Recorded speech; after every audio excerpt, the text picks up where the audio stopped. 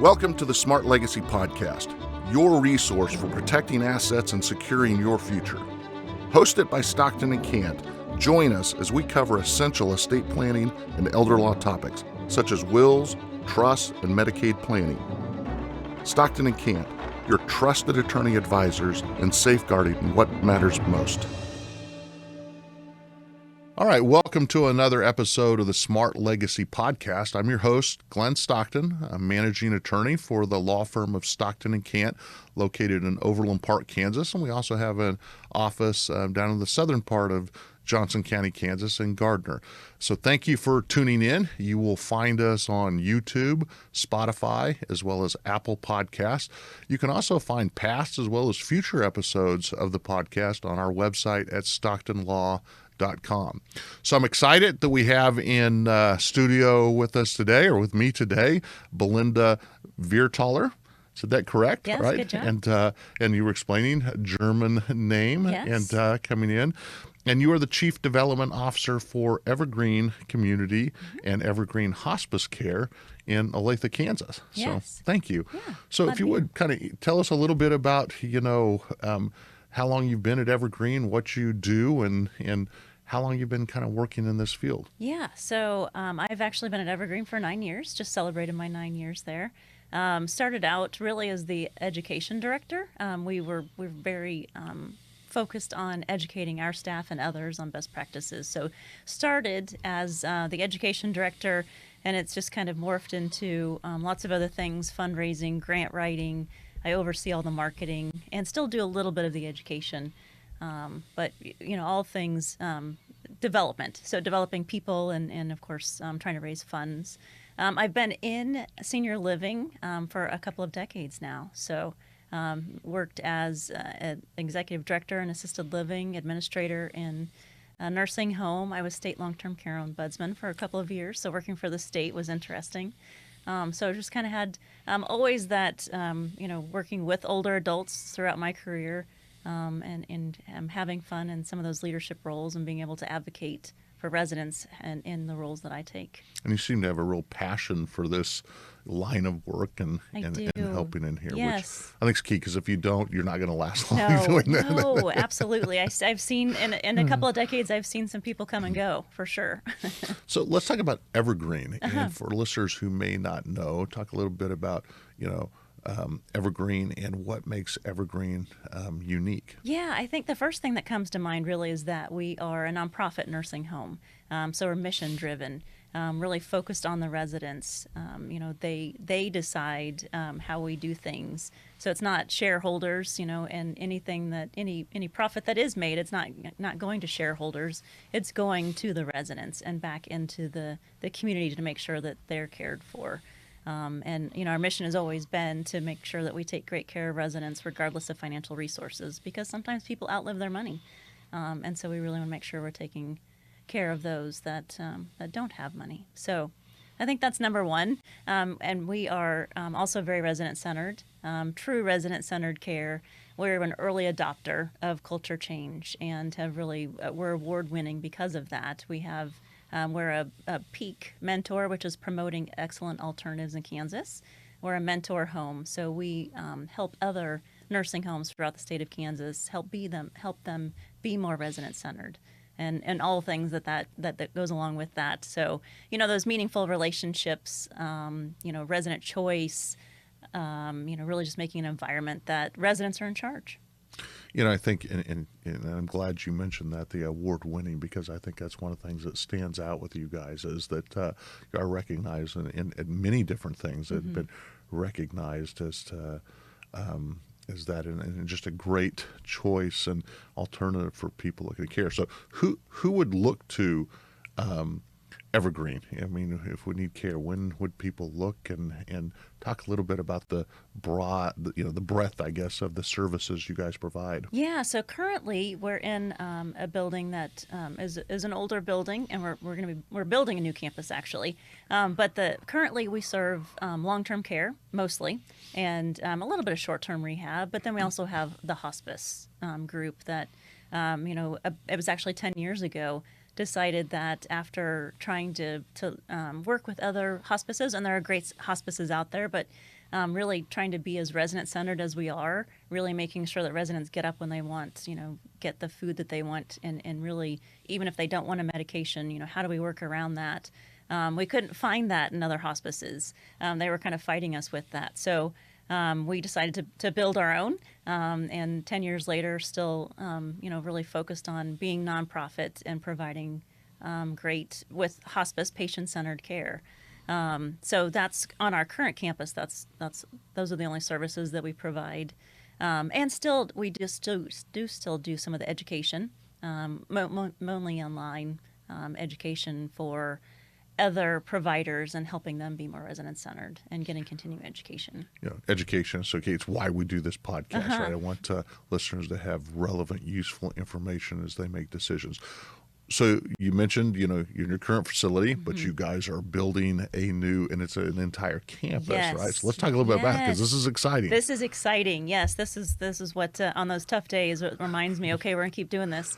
So the new campus. So our building actually will be torn down. So we needed to move to a new campus, and the new campus will have not only skilled nursing, and I say not only, but currently we have all semi-private rooms. On the new campus, we'll have private rooms with their own bathroom and their own shower. And then we'll be adding assisted living, memory care assisted living, as well as independent living. And still continuing our mission, making sure that we're taking care of people regardless of financial resources. So we'll continue to take Medicaid in our nursing home, but also in assisted living, we'll take home and community-based services, which I know in Johnson County isn't readily available. So we'll be able to do that. And then we've really done a lot of research with independent living to make sure that our pricing is moderate, so that we are still able to stick in that price point. And then we're actually starting an endowment fund called the Good Neighbor Fund, so that we can, when someone does move in, say they move into independent living, we can have them continue to stay on our campus even if they do run out of resources. So if they are in independent living, which is private pay, and they run out of resources, we'd like to be able to make sure that they're aging in their own home and not having to move somewhere else. So that's awesome. I've been to your existing facility, and I think it's very nice as is, even though it may be a little older. I think you guys kept nice, but I'm excited to see it. So where's the new campus going to be located? So it's at College and Ridgeview. So just a mile north of where we are, so not too far, which is nice.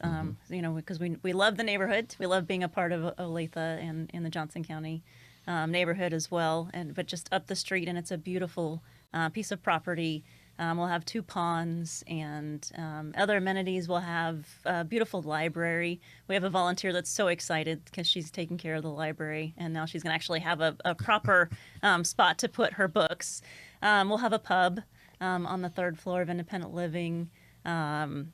Just lots of fun spaces that we don't currently have that people can really enjoy. Lots of gathering spaces. We do have a nice community room that we use for a lot of things now, but we'll have more opportunity for that, as well as one of the things we're known for is our beautiful courtyard that the master gardeners take care of. They've helped us plan the courtyards, and plural courtyards, on the new campus. So we'll have one in skilled nursing, one in assisted living, and then one in independent living. So we do see that the independent living residents will help us care for that too, and can still get out, and even assisted living folks can get out and help with the garden. And then we'll have some raised garden beds as well, that even in the nursing home that people can get out and enjoy. We have a guy right now that still grows his tomatoes out in our courtyard and sells them for the men's group so he can raise funds. So he will continue that. It is, I've mentioned in previous episodes of the podcast, that I grew up in, the nursing home world. My mom, she held various jobs in the nursing side, but she went to activities director. And this was the nursing homes of the 70s and 80s. And I explained to listeners, her job as the activities director was to make life as pleasant as possible for the residents who were there. And she would bring us kids, the whole family. We'd get involved helping out. So I spent a lot of time in there. But the progression of how things have changed so much, the vibrant lifestyles, I mean, that, the gardens, the having, I know this is on the independent living, but the pub, all these things go in that people can do this and have vibrant lifestyles, even at that skilled nursing Yeah. level and things are available. And so it makes me smile as I see this, and sometimes, wow, this is just amazing. Yeah. As they go in. And so it's not what it used to be. No, it's not. Yeah, I have people say that all the time. They're like, oh, when I say I work in a nursing home, they're like, oh, people go there to die, and I'm like, no, they go to there to live, and we love to have fun. We have happy hours at Evergreen now, and it's a big part of what we do. We have some residents that throughout their life have had a glass of wine at dinner, and so they should continue that, and they do. So First time I ran into that one, I remember the thought went through my head is, Mom never had a happy hour. Right, right. And it was nothing. They did back then, but I think that is just fantastic. And I think, what you're saying is it's not a place to go die. It really is for people. I think so many people, so many families, they wait maybe too long. Right. At least get out, explore, look at the options are out there, because it has changed a lot. And now people can be around other people, because oftentimes I see that, and I see this with clients, they've lost that social aspect. Right. And they're just sitting at home and they're not getting the care they necessarily need. They're not eating properly. Right. And so going can really be a vibrant lifestyle. Absolutely. So do you guys have a projected opening date of the new campus? We do. We're planning on moving in May 1st. May 1st Yes. of next year. So Yes. it'll be here. It will be here before we know it. Yeah. And the current residents, I'm sure, are excited about it. They're so excited. Yes. Our CEO has met with all of them, and they've picked their paint colors and in each of their apartments. So, yeah, they're excited. They're really excited to get to move. Yeah. Okay. That is just fantastic to know. So, you talked about your endowment and raising money and stuff like that. So you guys have an event that is coming up on October 11th. Yes. The wind down. So tell us a little bit about the event and who can attend and what can people expect. Yeah, so Wind Down for Evergreen is an annual event, and it's a good time. We've over the years had to change some things. So during the pandemic, one year we just did via Zoom and did bingo, but it's gotten back to our big gala. So this year it's going to be at Ball Event Center on October 11th from 4 to 8. Everybody, of course, we'd love to have everybody come. You can get tickets. The tickets are for $75 each, and that's for a dinner and drinks. And we'll have some fun with that too. We have Joe Loria is going to be our MC, and he's done it for the last couple of years with us and has just done a great job of really understanding our organization and just, caring for seniors and how important it is to make sure we keep doing that. So, trying to raise funds for us is helpful. And so we have a silent auction and a live auction. And some fun things with the live auction. We have a Puerto Vallarta stay. One of our board members donates their home for a week in Puerto Vallarta. It's a beautiful house. A signed Mahomes jersey, of course. That's always a popular item. I'm sure we'll have some Kelsey things in there this year and maybe a Swift thing. I don't know. We'll see. But lots of fun, different baskets too in the silent auction. We'll have some fun games that people can take part in. But it's just really a great evening to come together and, get to hear some stories from our residents and from the families that we've, affected their lives in a positive way. And so it's a great time to come together and help us raise funds. So people can buy individual tickets? Yes. Are there still tables if they wanted to there bring? There are, yeah. Tables of 8. You can reserve a table of 8 for $550 and bring, some friends along. Those are still available. And how would people go about purchasing tickets? They go to your website, or how do they do this? Yeah, if you go to the website, www.ecojc.org. So ecojc.org, you can go to our event page, and it's you can go. It'll actually take you to another page where you can buy tickets. All right. Well, that's coming up very quickly on October 11th. So the money raised, how do you guys use that money then that's raised from this event? Yeah. So this event and last year's event, the majority of the funds go toward our Good Neighbor Fund, which is the endowment fund that we're starting, so that we can make sure that we're caring for people once they're on our campus. So we're hoping to grow that and try to really continue our mission in the way that we have. So, yeah, and we also have a Fund the Mission usually during the event. That'll be a special project and the residents come up with that, and they haven't told me yet what we're doing for Fund the Mission. So it's usually something fun, like they want to redo an area or do some fun outing, or a field trip or something. So they're still working on it. And so, yeah, that's another thing, the field trips and things Yes. that people, what are some of the favorite Oh my field trip gosh. Some destinations? of course, the Arrowhead Stadium trip was a really popular one. They've been to the Royal Stadium. Several years ago, they went and did a tour of the Johnson County Executive Airport, and got to go through some of the little planes. They really enjoyed that. The zoo is always a fun one. And even though the Kansas City Zoo is big and lots of walking, they do enjoy, especially going to some of the areas and just checking out the animals. And these are residents that are Yeah, going in. yes, And, yeah.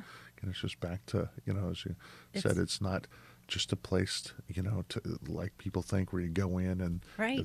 it's doing Yeah, fun they're not stuff. just sitting around idle. That's for sure. It is very busy. In fact, once a month I do a flower arranging class with several of the residents, and it's grown. It's amazing. The first time I did it, I had like 3 or 4 people, and it's not just the ladies. In fact, last month I had a gentleman come, and it was their 50th wedding anniversary, and his wife couldn't get out. She wasn't able to get out of bed that day, but he made her an arrangement and took it back to her and said, "Here, I made this for our anniversary." So it was such a sweet moment, and he really enjoyed it. He actually wants to come back again this month. So yeah.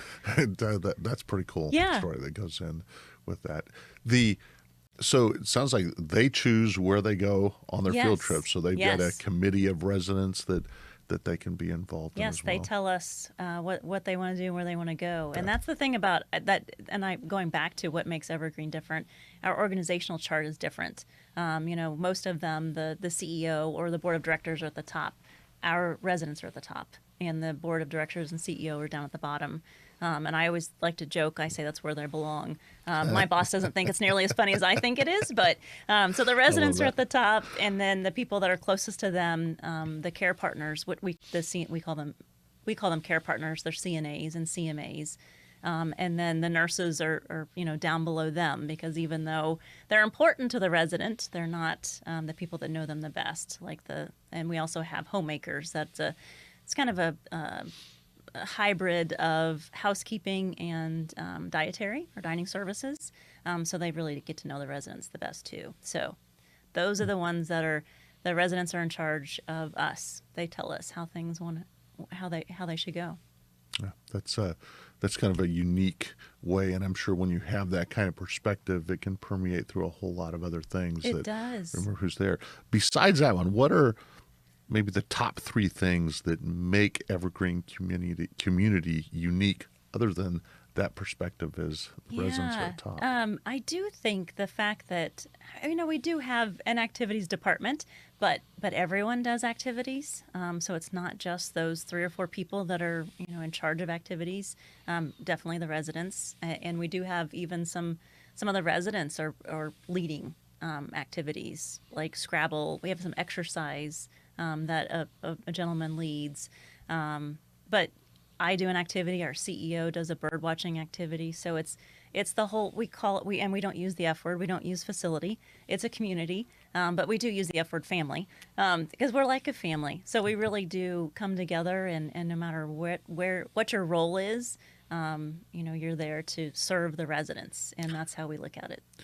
And I will tell you, having been there multiple times over the years, I think you can feel that as you go in. You can feel a difference compared to a whole lot of other communities that go in. There's that family atmosphere that's in there, which is from the time you come in, you really feel it. Love that. So let's talk about individuals who are maybe needing care, or often it's their families that are helping look at different places as to where's a good place for mom or for dad.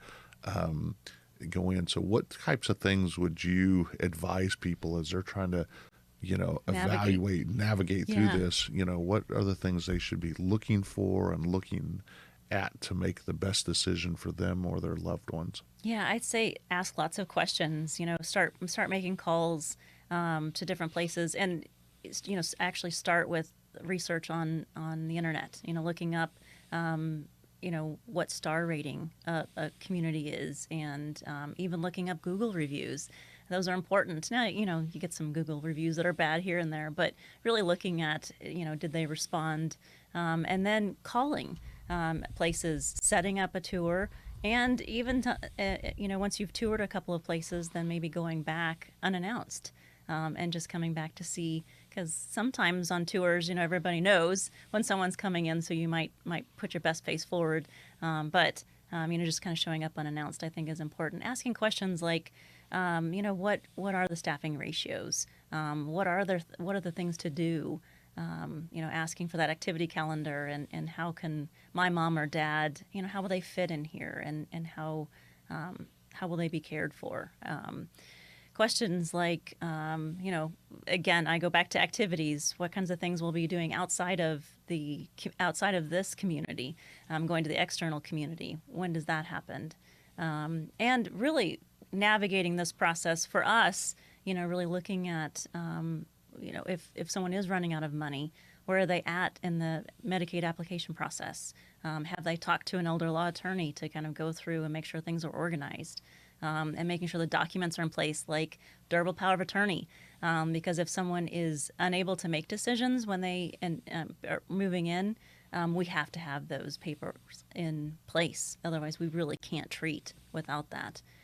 So we ask all those questions beforehand and get those documents. And even if someone is able to make their own decisions, we really want those things in place before someone moves in, because you're healthy until you're not. You never know when that moment's going to happen. So making sure that you have those things set up. And if you're moving into a nursing home in Kansas, you have to have a care assessment completed before someone moves in. So having those things in place, and more questions to ask are if you're someone who loves pets, is the place pet friendly? And that's something that is very important to us. We love pets. It's a case-by-case basis currently, because it is a very shared space.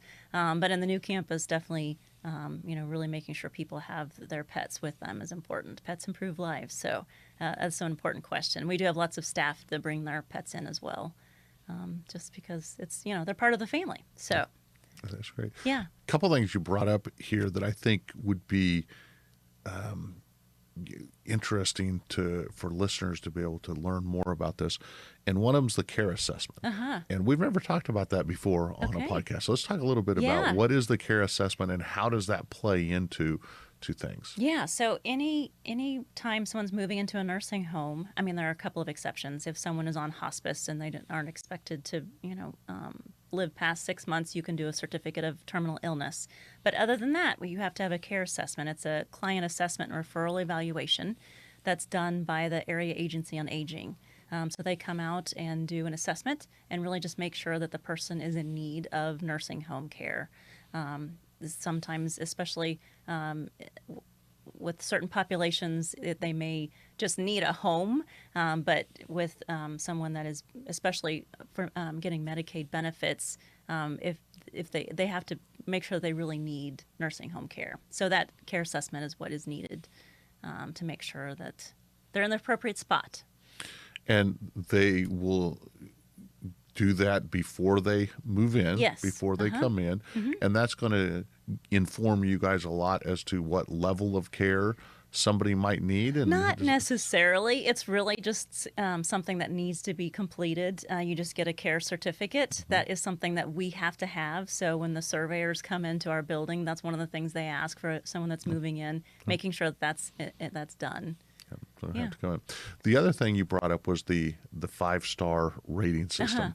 And I don't remember how many years ago that it was. It was a big deal when Kansas introduced this, and a little bit. So talk a little bit about the 5-star rating. Yeah. So I will say it's a flawed system. It's just a system that we use. That it's the only system that's really there. That some things are weighted a little more heavily. So just because someone isn't a 5-star doesn't mean they're a bad community. And just because someone's a 1-star doesn't necessarily mean they're a terrible community. You need to look at all of the things. But I do look at star ratings. So it's really, there's a lot of things that go into it. Survey results go into it, staffing ratios.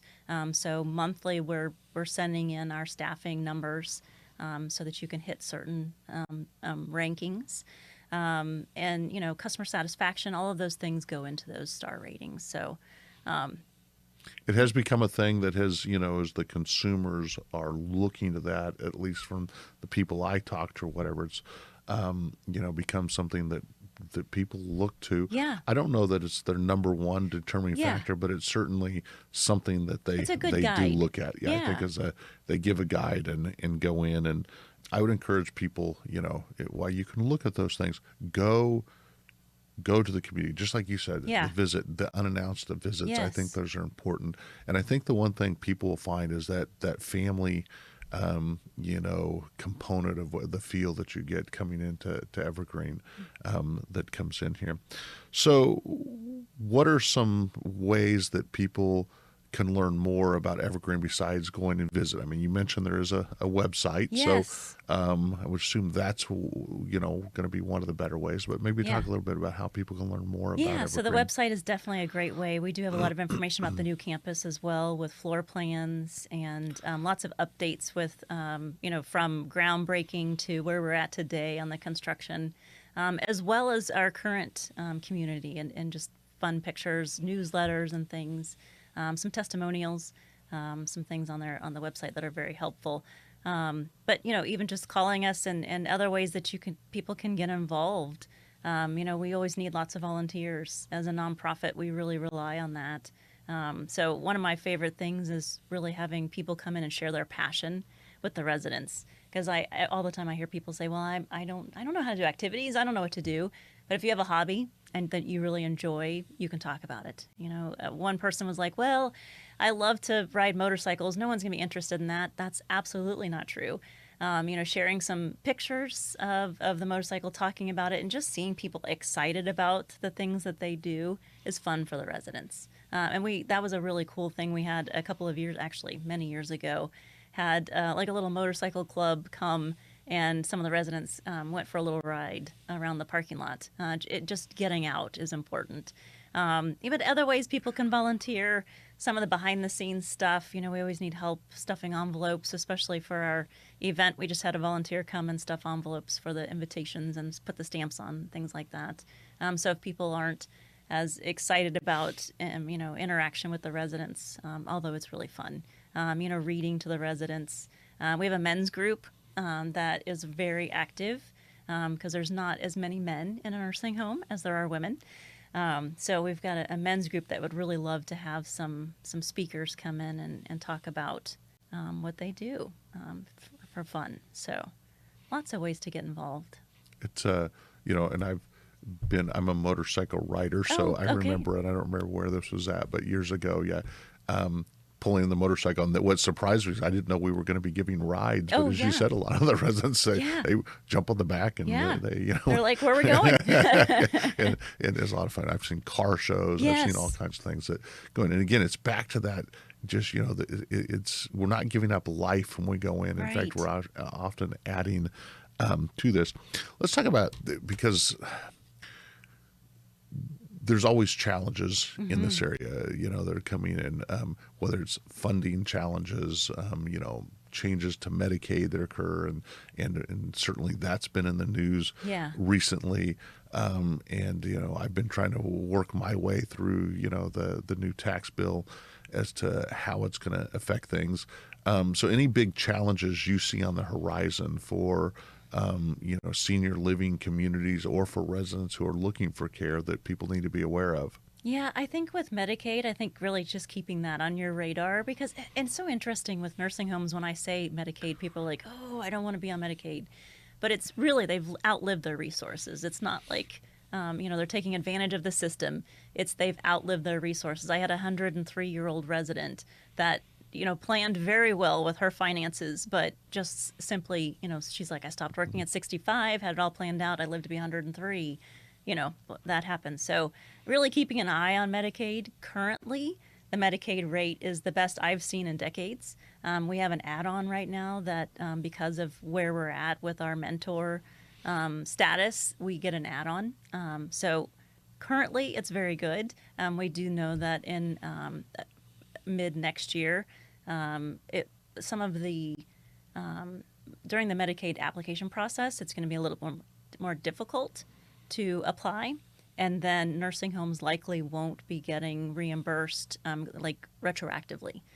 So when someone moves in, if they're Medicaid pending, we wouldn't get reimbursed for the time that they were there until they actually got approved.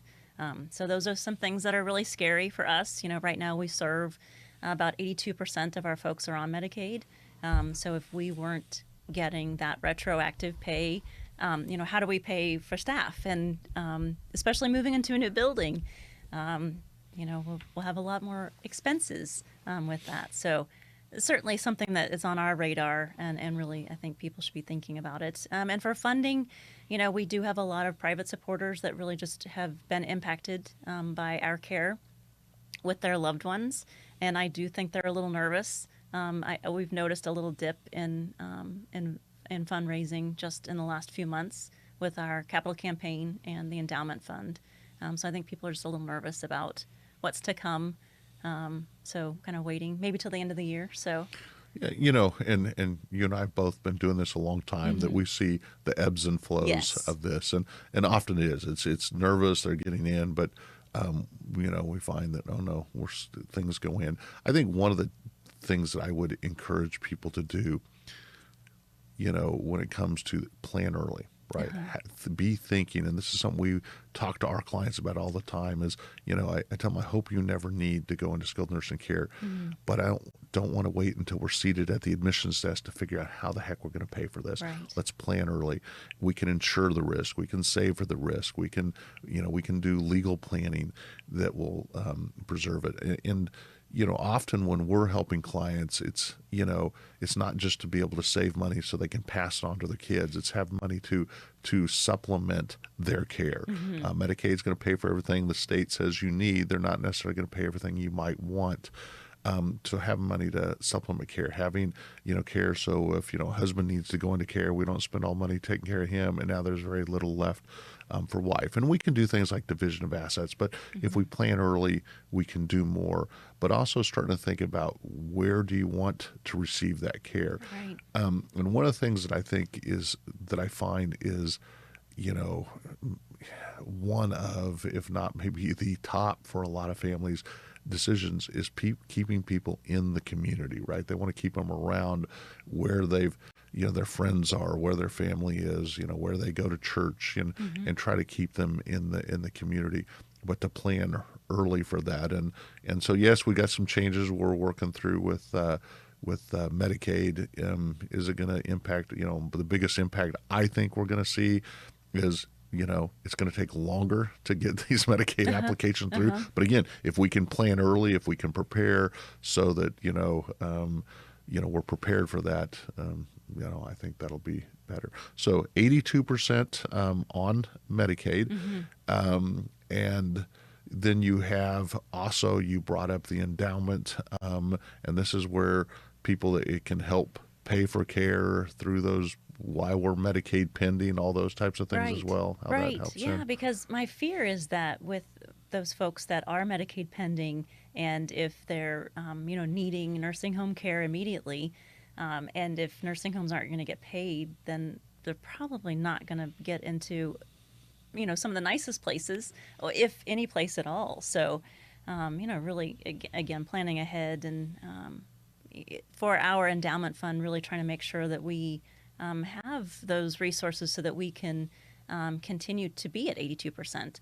With a new campus, we're kind of looking at how do we balance that a little bit, because we're not, so we started out, Evergreen started out as Johnson County Nursing Center. Actually, back in 1864, started out as the Johnson County Poor Farm, and then in the 50s became the Johnson County Nursing Center. And then in the early 90s, or mid 90s really, the county said, we don't really want to be in the nursing home business. So Evergreen Living Innovations was born and took over kind of as a management company, and then began running it until 2003, and became Evergreen Community of Johnson County.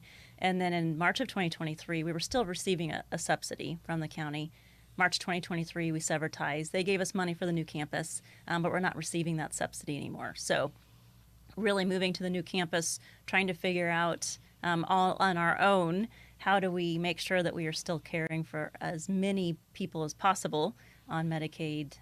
That's going to be a challenge. So that's where that endowment fund does come in, that we can hopefully stick to that 82%. And then even really looking at, because a lot of times people will go move into a nursing home because they can't afford assisted living. And there aren't a lot of places that will take home and community-based services that will kind of subsidize that assisted living amount that they're having to pay. So we can help them with that endowment fund get in the right place, make sure that they're cared for in the least restrictive environment as possible, because honestly, not every single person that is living in Evergreen today needs that full level of nursing home care. They really could be, doing well in assisted living or memory care assisted living. So it's going to be a huge to be able to have those funds to help them be in the environment that they can really flourish, and live a better quality of life. So it's important. So what are the things that, excite you the most personally about Evergreen's future? Oh my gosh. I think it's the private rooms, honestly. During the pandemic, we learned a lot that when you have roommates, they're going to share things. And sometimes it's a COVID that they're going to share. So having those private rooms is huge. And right now we have 3 neighborhoods of 28 residents each. And we have in each of the semi-private rooms, they have a bathroom that they share.